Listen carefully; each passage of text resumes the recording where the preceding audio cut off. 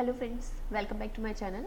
It is chapter number 2 and part 6, and in this video we will take titanium reagent. Basically we are going to take McMurray reaction, and then in rest part we will take problems in the end of the chapter, right? We will not take metathesis here because I have covered metathesis in organometallic compounds, so you can watch it there.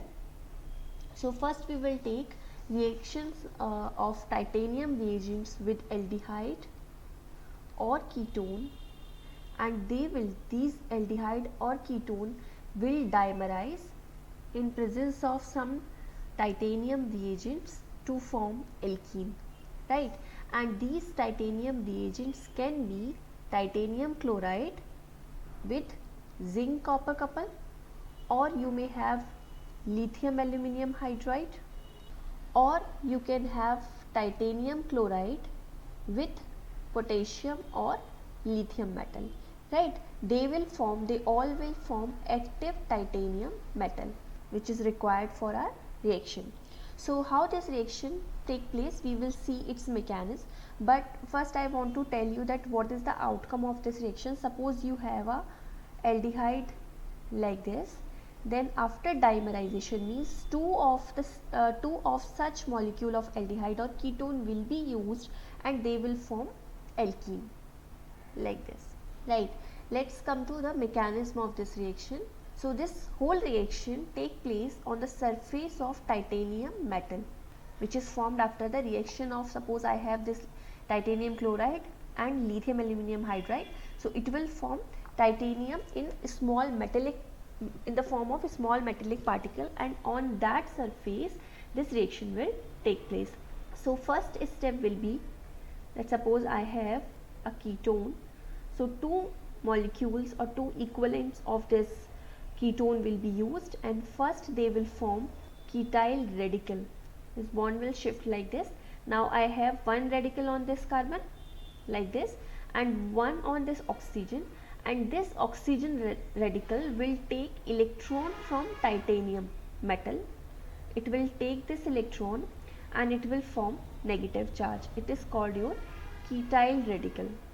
Then two such radical we have taken in the starting will combine like this, then they will form double bond.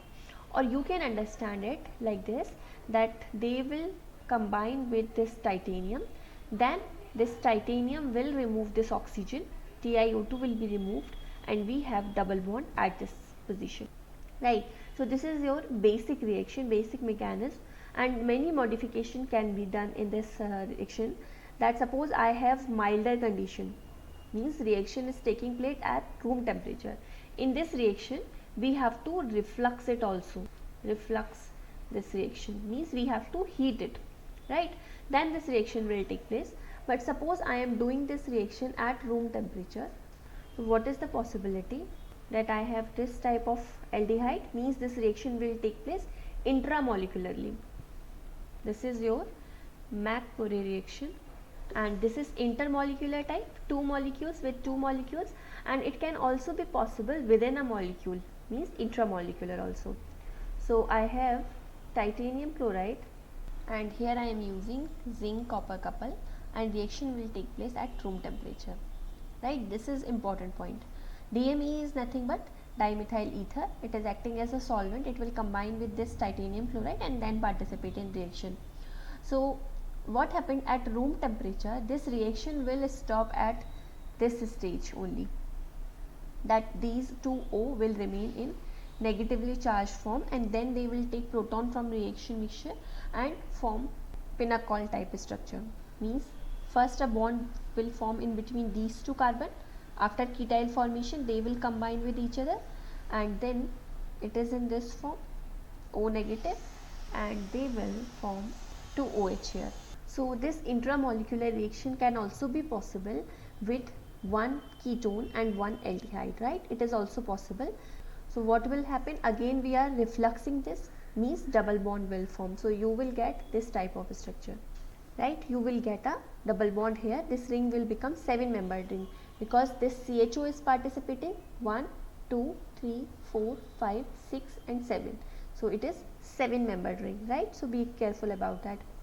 Then we are using here ketone and ester. So this reaction is not so much effective like ketone and aldehyde, and in this case ketone will form. So this will become your, after formation of bond between this, it will form a 6-membered ring like this. It will form a 5-membered ring. So like this, and you will get a ketone at this ester will form ketone, right? Instead of formation of double bond here, when you are using ester, it will give you ketone. And this double bond, which was initially E-alkene, right? And after the formation of ring, it will become your Z-alkene to relieve the strain of the ring. Then we will come to the problems given in the end of the chapter. So I have not taken first problem because it is very easy. You are using a quaternary ammonium salt, and then you have to do simply syn elimination. Measle product will be given by syn elimination, and Hoffman product will be your major product, right? So you can do that one. So we will come to this second number problem. So they are asking us, explain the formation of Z alpha beta unsaturated ester. So first reaction is between this aldehyde and with this selenite, titanium chloride and diisopropyl ethylamine is used, right? So if you remember that in first chapter we have discussed that whenever we are using aldehyde with selenites, we need titanium chloride and amine base, right? And in presence of this titanium chloride and amine base, this selenide will form enolate. Then this enolate will attack on this aldehyde, right? We have discussed that. And after this reaction, you will mainly get syn aldol. You can do revision of that part also, where we have discussed all that whenever we are using selenium, it will give you syn aldol, right? So you can explain this part, that first we are using this aldehyde, and here we will get, base will remove a proton from this position, we will get carbanion here, and then this carbanion will attack on this aldehyde, and we will get here aldol, and this aldol is mainly your syn aldol, right? Then we are using this methyl chloride, pyridine and dichloromethane.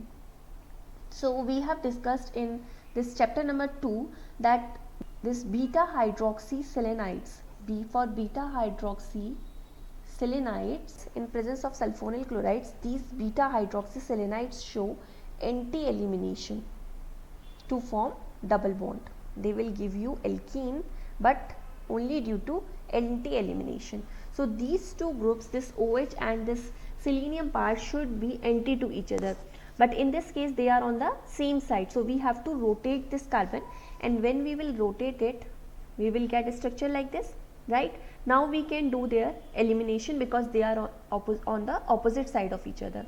So when we will do their elimination, we will get double bond at this position, and it will be your Z alkene, right? So you can explain its formation.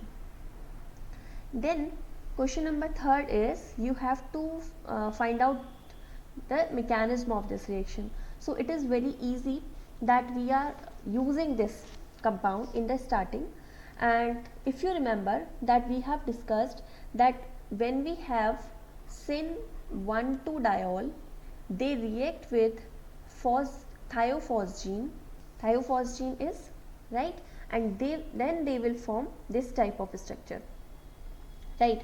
So if you have forgotten about this reaction, you can please revise that one. So when we will use this compound, right, in presence of this diazophospholidine, this is our diazolidine, when we heat this, then it will show this type of bond breakage, and we will get double bond at this position. And this will attach below the plane, because on this carbon we have this proton on above the plane side, and these two bonds are in the plane, so definitely this part will go below the plane, right? So you can explain that one also, it is very easy. Then I have not taken question number 4 and 5 because they are very easy. In question number 5, simply you have to use a Z alkene. like you have to simply you are going to synthesize Z alkene, then you can use Lidlar catalyst. Lidlar catalyst is very good for giving you Z type of alkene, right? Then question number 6, that you have to suggest a reagent and condition to convert this 6 compound, the 6 lactol to alkene 7, right? So what we can do, that if we are using a base, then this base will first remove this proton, and this negative charge will shift here and this bond will break, right? Next, this oxygen having negative charge will take a proton from reaction mixture and will form OH. So you will get OH here and you will get aldehyde on this carbon, right? Then you can easily understand that when you have a aldehyde and you want to synthesize alkene from it, then your Wittig reaction is very good option. And Wittig reagent, your phosphonium halide, in Wittig reaction we use what, phosphonium halide, and your phosphonium halide should be of that type that it will give you Z alkene, because it is your Z alkene, right? And when you will get Z alkene, when you will use unstabilized halide, right? So that halide should contain this carboxylic acid part, means we need up to this stage, this part should be connected with our halide and rest part is PPH3, and then it can combine with this aldehyde. So this carbon and this carbon, this one and this one will combine to form a double bond, right? So this is your unstable halide, and what you will need else than this, a base. And when we are using unstable halide, we have to use sodium or potassium bases. We can use NaH, MDS, sodium hexamethyl disilazide. So when we will react this halide with this aldehyde, we will get this Z type of alkene here. Next problem is question number 7, and you have to find out that what is the mechanism of this reaction. You have to synthesize this 8 number product using this starting material. So you have here NaH and this phosphonium salt. So in the starting, when you use a base, you have to remove a acidic proton, and we have only one acidic proton here on this nitrogen. So this base will first remove this and we will get a negative charge here, right? Then this nitrogen having negative charge will attack on this phosphonium salt. When it will attack on this bond will shift here. This nitrogen will combine with this carbon. When you will shift this bond here, you will get phosphonium halide like this, right? Rest part is very easy, that you have to simply do its Wittig reaction. We have aldehyde here and a halide here, so you can easily combine these two to form this type of structure. You will get this one. The next question is your question number 9.